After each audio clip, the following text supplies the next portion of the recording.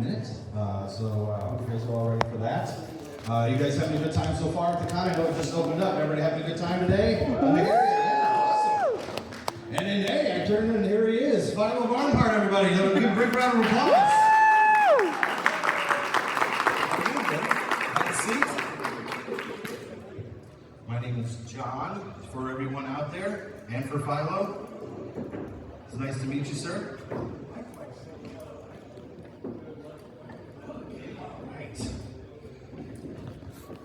We'll do a little bit of an interview here, and then if people have any questions, we'll do maybe a Q&A, if that's all right with you.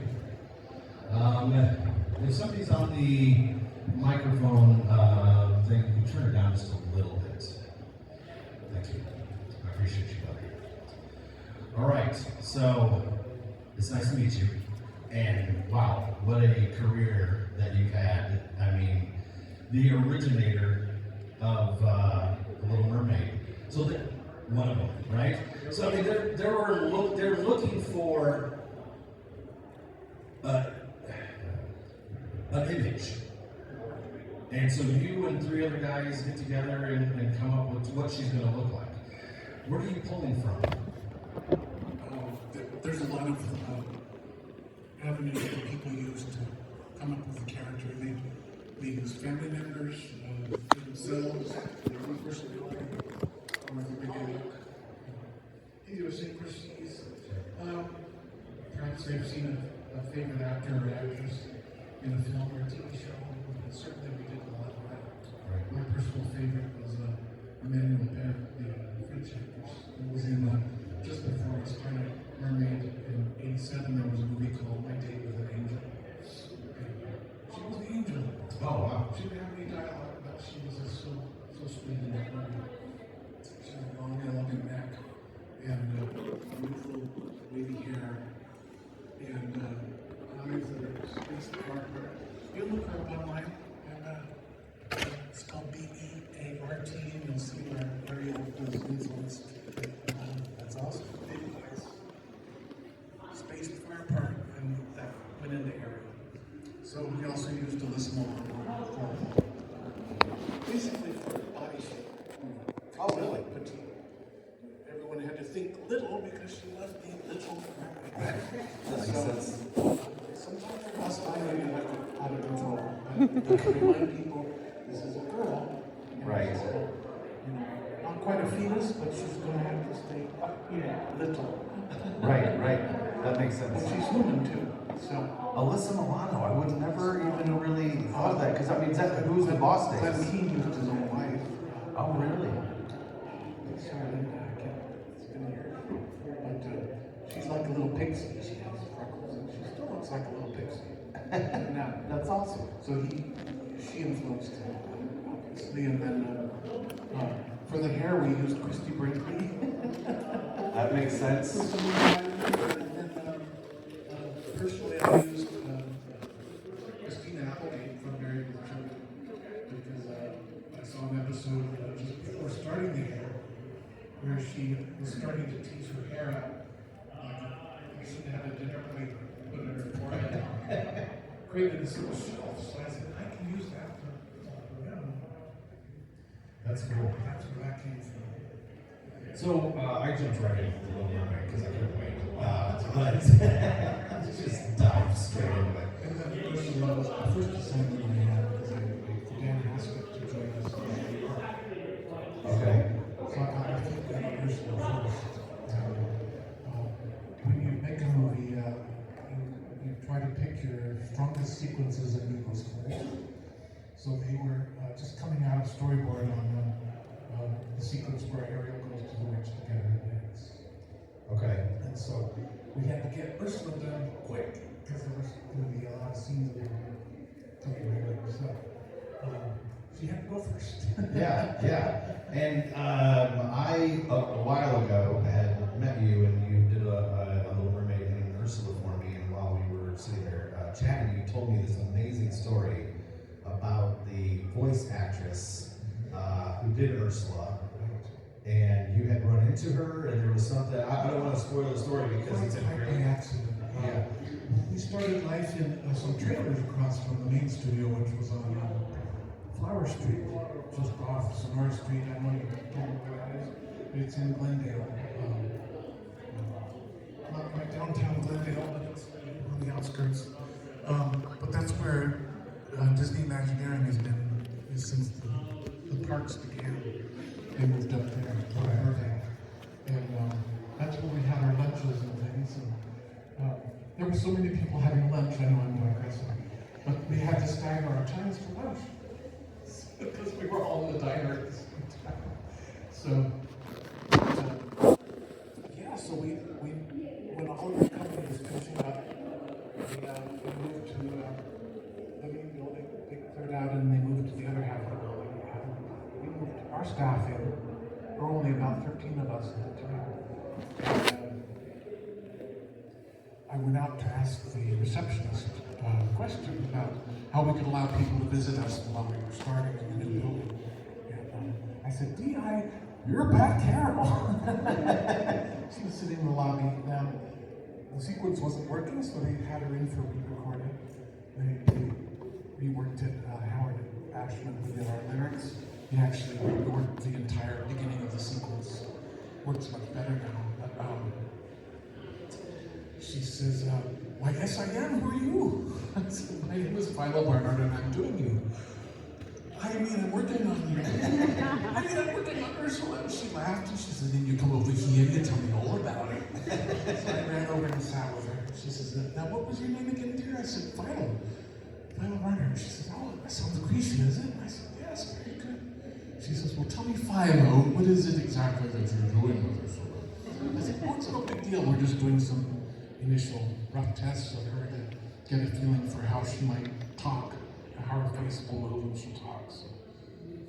That's important. Yeah. We have to exaggerate everything, including the dialogue. And the audience never notices it because exaggeration is the heart of animation. So you're not tracing off live action, which is kind of boring. You're creating a whole new reality for your audience. So it's something you can't get from live action film. So that's true. So she said, would it help you? Not exactly clear what you're doing exactly, but would it help you if I gave you my take on her? I said, yes, that would be such a gift. She says, well, don't laugh, but I see her as this great Shakespearean actress who retired under the sea for some reason. Okay, so it's like the restructuring of the sequence. It's not vocal histrionics, it's body histrionics. And she says, exactly. I said, thank you so much. I went back to work, and the drawings were sailing out of my pencil. Because once you get input, even the smallest bit, brings the character to life in your head, and makes the drawing of them so much easier. So yeah, just embodying what she was. And did she have that like sing-songy voice where she spoke? Someone for the first time, like, Yeah. us. Sure. I know a little more about you, so I can try you. Right. Yeah. And you don't have to worry about the Christy Brinkley hair. Yeah. Not for Ursula. Not for me. But we actually had a man act out Ursula for us initially. He was a comedian, improvisational, stage comedian. His name is Max Kirby. And he didn't get any screen credit because this was the beginning of production and they forgot all about him by the time we had screen credits go up. Wow. So, and I wasn't in California to say, hey, what about Max? I was already working in Florida. Right. So, but he acted out the entire song for us and invented pieces of business for us. You know, we're just artists, we're not actors. A lot of us study acting, which is important. Now, you study acting like for movements and for body language. Personality in general. Okay. Getting something across. Now, so drawing and animating, the difference, I mean, it's a moving thing instead of just a printed thing. Like, you have to imagine as that's happening so that way you can draw this and then draw that and go to the next one and hit those exaggerations and then exaggerate it even more than reality. Yeah, you're always pushing it a little further than if you're working from somebody's live action performance, which we did for Sherry, with Sherry Stoner, performed Ariel for us. a way, since they're so improvisational, we wouldn't think of pieces of business for a character, singer, singer. Yeah. Like her fiddling with her hair, so, the way she would talk to Flounder, whatever it was. Sure. They come up with that for us, and we can take that and run with it. My favorite interpretation is the one Glenn did, where she's trying to tell him about swimming. Yeah. And she falls off the rock. That was one of my favorites. That would be fun. Yeah. Do you mind? Okay. Like I said, I dove in. No pun intended with the Little Mermaid. I want to back up and wonder where Philo is born and raised, and how you get into, if you don't mind. That was easy. That was Burbank, California. Okay. In 1957, I came into the world. My dad was still working on Sleeping Beauty. He had met my mother at Disney in 1944. Your father was an animator, or yes. In what capacity? He started as an assistant animator, which is the same way I entered the business. Eventually, he became a layout artist. A very good one. Okay. But he met my mom. She was an ink and paint at the time, and she was about 4 years younger than him. But he kept seeing this beautiful woman in the commissary, and finally got the courage to go up to her. I think when they were clocking out of the last place you go before you go to your career, Okay. is you clock out of the studio, punch the card. So he finally got the nerve to ask her out.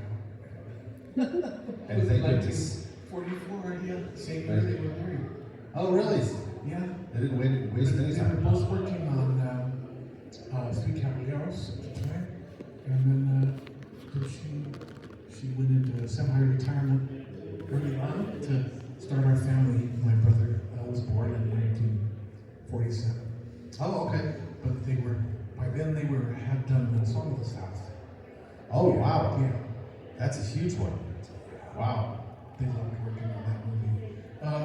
And World War II was still raging, so. Yeah. Yeah. Well, and you had a very, if I'm not mistaken, a unique experience with the movie Mary Poppins. I guess. That was in the 60s. Around 1963, the film came out in 64. I had auditioned and was runner-up for the part of Christopher Robin in the first Winnie the Pooh. What? Yeah.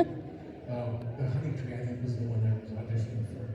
I'm just a little black rain. Well, yeah, that's the one. However- Well, Disney liked me, but Willie Ryderman, the director, thought he could work better with his son, who was the runner-up. So, little nepotism, but So you learned that early in Hollywood. Yeah, you know how kids are. I was devastated, inconsolable. But I just had to be Christopher Robin. So I had the better British accent. No, kids. Right. So Walt asked my dad, how would you like to be extras in Let's Go Fly Kite? What's your storyboard?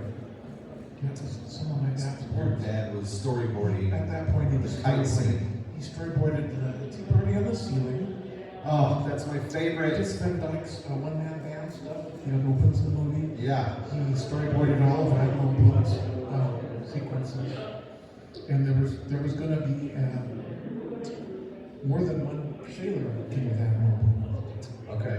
But they pared that down to just one guy. All right. Two of them on top of The house. with the Yeah, yeah. So Dad's funny drawings initially, that they were actually close to what they built. Scenes, Sets, yeah.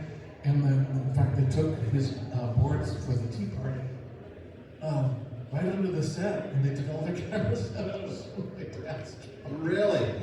That's so cool. That was so fun. But everything was done on sound stages.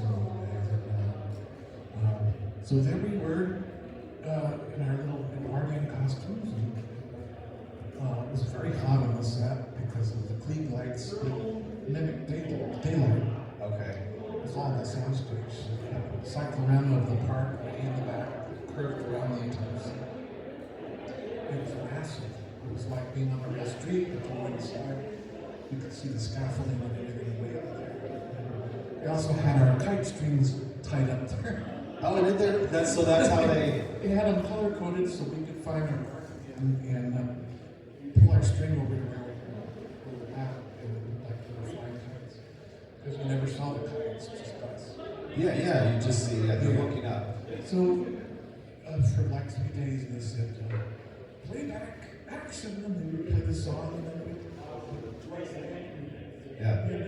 sweat a lot, and then in between takes, the makeup crew would come with their little powder me down. They had a brush in their back pocket, wipe you off, and again, action, playback, right away. Nice. And so is that your isn't your kid, isn't there like a parent with you? My dad. It's your dad in the movie. Yeah, because Walt asked him, would you and Fido like to do some work? Right. Since he lost the part of Chris. Try to make it up to you. And I couldn't speak when I was around Walt Disney. It was impossible. I was only 6 or 7, and I was just I was in awe of him. Right. So I mean, did he have that kind of like I used to see aura at about him? Disneyland when we'd go down there too. Yeah. He'd be there almost every time we went. Just walking down Main Street and signing autographs. I mean, He made himself that they available? nailed him all the way down the street.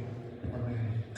Right. But I mean, he kind of does it to himself. He knows where the back doors are. He lived in the firehouse, over the firehouse. Sure. Okay. So he would just come on down and walk through the park. Wow. To make himself that available. Kind of surprise and total surprise. Wow. So what gets you into, I mean, obviously your dad is storyboarding and he has that kind of type of talent. Your mom is inking and everything. And obviously, does it just become a family business? It just becomes like, I can do that too and I'd like to do it? They didn't push the animation. Right. When I was about 2, I started drawing in my crib, and wherever I could get a hold of something to draw with. I drew with unmentionable things sometimes, which got me in trouble. We won't go there. But they got wise and they started giving me crayons. Of course, most of them I ate. But I soon figured out how to use them. And, they saved every drawing I did from the age of 2 on. And Did they really? They were the age that I was, and I thought, this is fun, I want to do something with this when I grow up. So I mean, that's very encouraging. I didn't care what it was as long as it was art. Right. I didn't think it was going to be animation like they were doing. But Right. That finally changed when I saw Yellow Submarine in 1969 when it came out. And I said, well, I've seen all the Disney films, but this is new. This is Right. pop art, which I loved in the 60s, that big pop art period. Yeah. So, Andy Warhol and Peter Max, the man that designed Yellow Submarine, Heinz Bateman. Okay. But you see Yellow And I Submarine. said, I want to do animation like this. I love the Disney stuff, but maybe I should reconsider doing going into animation. That kind of Then I inspired found you. out, I went to the studio and talked to my dad's friend, Andy Ingman, who was in professional staffing for animation. And I was about 16 at that point. He said, well, here's what you have to do. You have to find out how things work underneath the body to make it look like it does on the outside. Hands, for example, we need to know what kind of bones are in there to make our hands look like they have, how they move. So when you get into school, take some life drawing and do a lot of gesture drawings, just like stick figures that are moving. They don't have to look like much of anything. Sure. Just show that you understand movement and behavior. Observe how cloth moves, how hair moves on people. Draw your pets in motion, everything around you. Observe everything. Right. Take it all in. And I said, wow, that's a lot. He says, yeah, it is, but If you want to be good at it, you got to know everything, you have right? to be well-rounded that way. And I Right. said, well, maybe this is too lofty an ambition. So I started classes at UCLA just for basic drawing. And I did take life drawing at the time. Did you enjoy that? Oh, I did very much. You're just soaking it all in. Yeah. And again, like with Ursula, I met some of the models at break time, and my drawings of them would change. Because now you know something about that person you're drawing. Oh, okay. It's a weird thing. I'm digressing. No, I like But, that. so while I was in school, I was studying graphics for advertising and product development. All kinds of things. There was something called log cabin pancake syrup. So one of our assignments was redesigning the campaign for So it was an assignment, yeah. So you want to know everything about syrup, so you just drinking syrup. I made a log cabin out of plastic glass. Okay. Put some Tide water in there and made a label for it. So that was fun. Log cabin kind of sticks out to you. People were making bottles of soap. Liquid soap was just coming in around that time. And ergonomic or user-friendly shapes to use easily. And we were learning how to do that kind of thing too. So it was very involved. And then my father comes home and says, we're working at Hanna-Barbera then. Hey, Vi, they're starting classes at Hanna-Barbera for free. Wow. 3 nights a week at the studio. And would you be interested? I said, what does it involve? He says, well, they're teaching people to do in-between animation, which is the entry level of the business.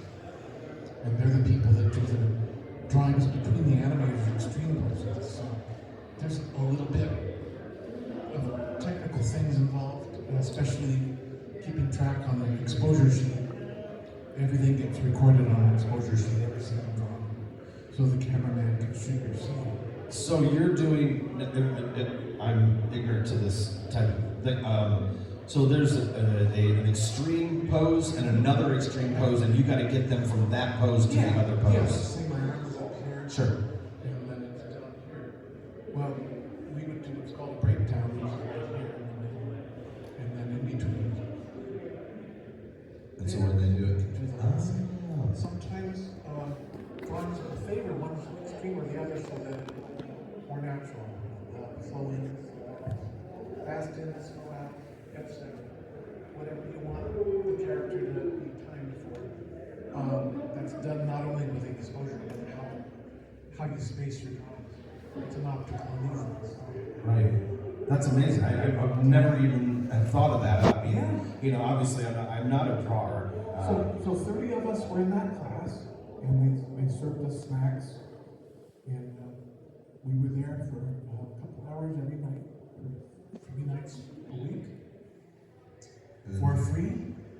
Coming with Harry Love, he was the leader of our class. He was a long-time Hanna-Barbera guy, and they hired all 30 of us. And a lot of my classmates, one of them's here, Tom Cook. Yeah. We started in 1977, all 30 of us, and we moved out into the rest of the business and repopulated the whole thing, started the whole thing over again. Now, if I'm not mistaken, did I catch that you said your dad worked for Hanna-Barbera also? Or in what aspect? Was he? My dad was up in layout. Okay. And we were doing Super Friends season 5 that season. Oh my word. Nice. So I got to do season 5. Season 5 is Super From Friends. there, the next year I went into character design with Bob Singer. So character design is, hey, we have this idea for a dog. Or something like that. They come up with an entire series and they create the characters. Oh, are they reading something to you and then you're trying to imagine it in your head? No, we would start by doing storyboards, and then we would start, researching and doing our character design right along with developing the show, and that's how Smurfs got going. They already existed, but we cartooned them up a lot so they could be animated. Oh, okay. And we did New Jetsons, we did New Flintstones at the time, and not only are you designing the characters, you're doing all their props for each episode. They always had lots of props and costume changes, and just like you would with a live action character. So much fun, and we were busy. I'm sure. Well, you're cranking out. There's so many cartoons that you got cranked out. Yeah. We did Popeyes and a brand new show, Godzilla, our own version of Godzilla. That was in '78. Oh, right. So, and I loved doing the. Of course, we had Star Wars was new, and everything was going space age. So, we had these nifty things for them to tool around in Godzilla. boats and things that floated over the water, like a foot Like off. a little hover. They look like Luke Skywalker's, landscape. Oh yeah, nice. Yeah. Did you do some animation on the Star Trek movie? Yes.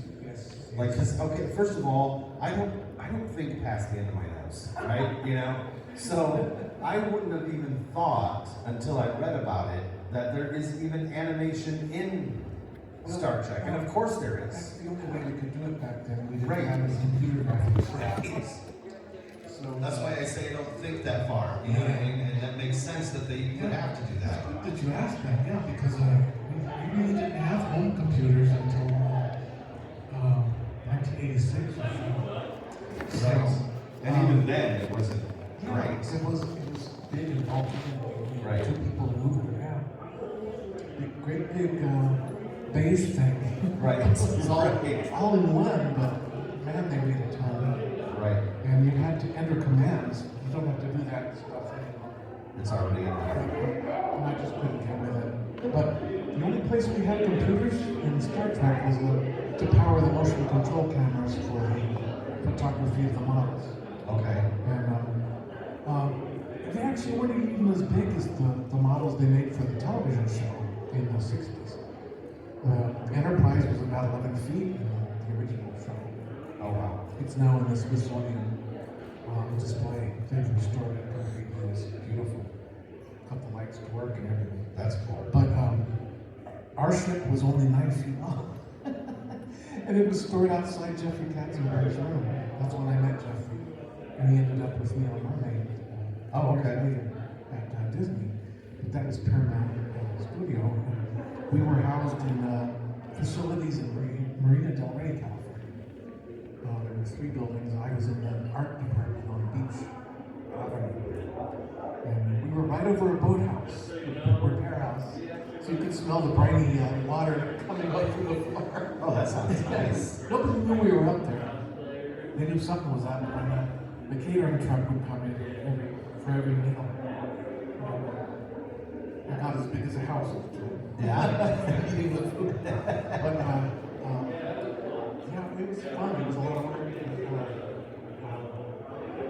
Yeah, we tried innovating some things that mimicked what we can now do with computers. So, Right. yeah. That sounds like fun.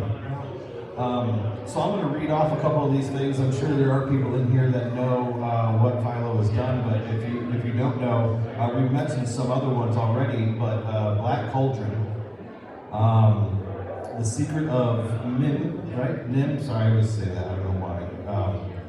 For which I also did Brat's voices. I was going to say you did some voices in that. Yeah.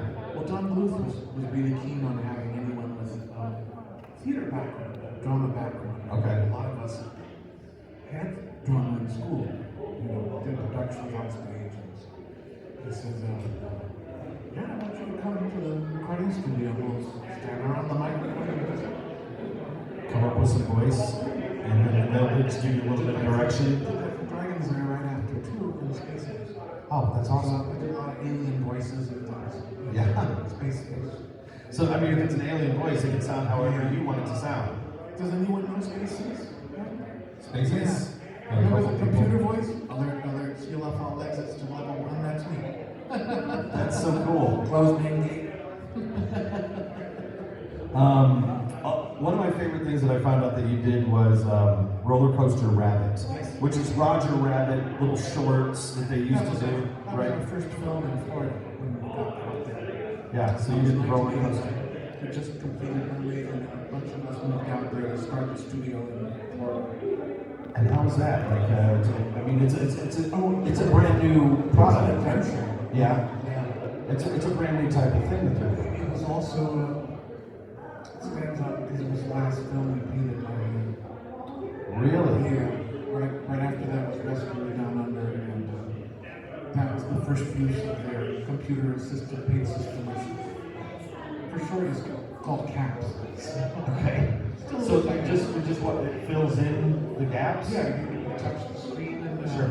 So we had to have a whole new department of people that would make sure the lines were all sealed, because if you tried to paint on the computer in the old days, if there's an opening in your shape, it'll just bleed out. failure, and you'll say, oh, expletive. Yeah. Well, that's cool. I wouldn't have thought that would have started in Rescuers Down Under. What year is that? That was 90. 89 into 90. Yeah. 91. I would not have thought. They were on duty in the East by 91. Yeah. Okay, and so they're using that. We were both in California and Florida.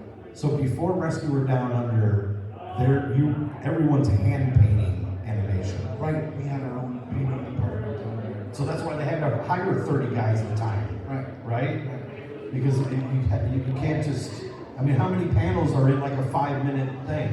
Right. It's got to be hundreds, right? Right. So you need a lot of people knowing what they're doing. And these people, And that's maybe why it was free? these people were amazing to me.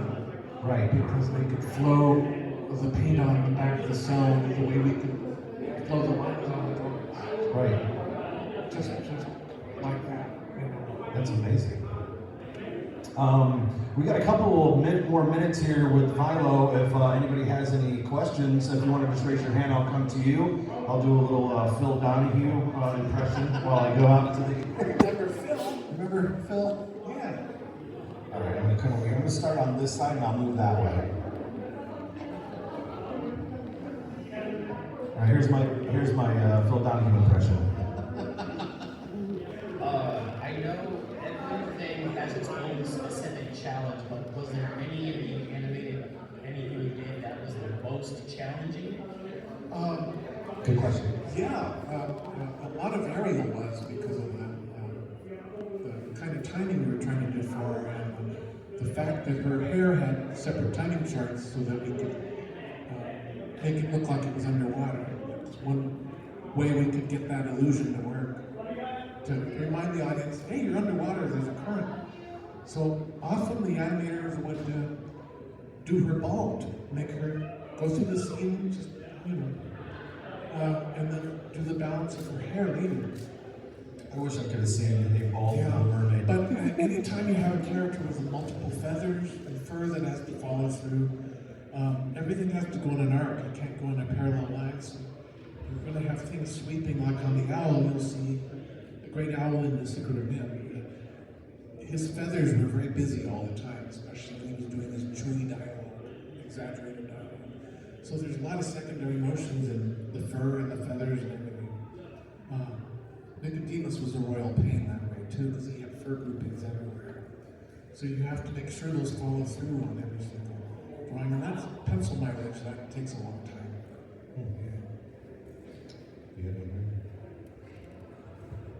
What did you do on 13 Ghosts of Scooby-Doo? Did you meet anybody? A lot of things, yeah. Thought I got to meet Vincent Price for starters. And before that, a couple of years before that, Ted Cassidy, I ran into him too, literally. He knocked me down. I was in such a hurry to get somewhere, I plowed right into him. But he passed away right after we started, guys. Yeah, Vincent was such a nice man. I was in awe because I loved his horror movies especially. And his character in The Ten Commandments. But doing his caricature for the model sheet was a lot of fun. Vincent Van Gogh was the name of the character. And I'll tell you personally, I was not fond of Scrappy Doo. I don't know why, really. It just kind of grated on me. I don't know why. I think we had another question over here, Philo. Did you meet Jody Benson? Oh yes. Jody and I became friends during production. And I took her out for barbecue one night. I said, will you please sing it? And she said, okay, sure. So she's, people are craning around from their booths, just where the sound's coming from. I said, yeah, it's her. I just wanted to see if anyone was paying attention. But no, we had a lot of fun. She came out to Florida to see us opening week, and along with Howard Ashman and Alan Menken. So we had our own rap party out there. We got a couple more questions, then we're gonna wrap it up. So I got one back here. Yes, what was your favorite project to work on and your least favorite project to work on? The one that gave you the most difficulty? There were three favorites: Star Trek: The Motion Picture, Secret of Man, and Little Mermaid. And my least favorite was probably the things I did at Filmation. the Pinocchio and the Emperor of the Night, and Happily Ever After Snow White continues. We tried, but we ultimately weren't the best films. So are you getting to the end of that production and you're like, we missed it? Yeah, well, my consolation prize was right as the Snow White Filmation was ending. The door opened for Mermaid, and I went right over there. Oh, nice. Literally from one studio to the next. Wow. And then Filmation closed their doors. And we got one up here. You'll be last. What parts of Beauty and the Beast did you work on, and what was the most challenging? Oh, I did a lot of Gaston, the storming of the castle sequence. And all of that was challenging because I had to show him mounting his horse. And I had to do the horse with him on top. And there was a shot of him coming towards the camera and all the people behind. And they took pity on me and they made the people way in the back just silhouettes with their pitchforks. So you look at it again, you'll see they're just silhouettes that are painted gray, the same color. And Lumiere, he was fun to do. A few scenes of Cogsworth, a couple of Chip, a lot of Footstool, and Madame Carter with wardrobe. Yeah, Joanne Worley did her voice. She was a lot of fun. I did the scene where the guy gets stuck in the side of her, and then she opens up. He's got like a Rocky Horror picture show outfit on with a tall green wig. That's so cool. I think this is going to be our last one here, Philo. With all of the rapid advances technologically for animators, how do you feel that's challenging people who've made this amazing journey that you've made through, all the films? How is this really impacting this industry for artists? Well, pretty much wiped us out for a while, but now they're starting to do hybrid films again, which is what I was hoping they would. Not only me, but a lot of people were hoping they would go that way more and more, and not just do the digital, and that was it. So there's been a number of those things. Klaus comes to mind on Netflix. It's a Christmas origin story. Beautiful. My friend Sergio Pablo created it, and his idea was to get the characters as simple as possible, yet appealing. They could hand draw them and process them in the computer using the new system they had done to light them, so they looked like they had been created digitally, but they're actually all hand drawn. So that kind of thing is the way I'm hoping they continue to go. Also, the French films that Sylvain Chomet did, The Triplets of Belleville and The Illusionist, great movies. There's very little dialogue in them, so they're easy to get a hold of. Story-wise, it's all visual, and the music's great. Everything works.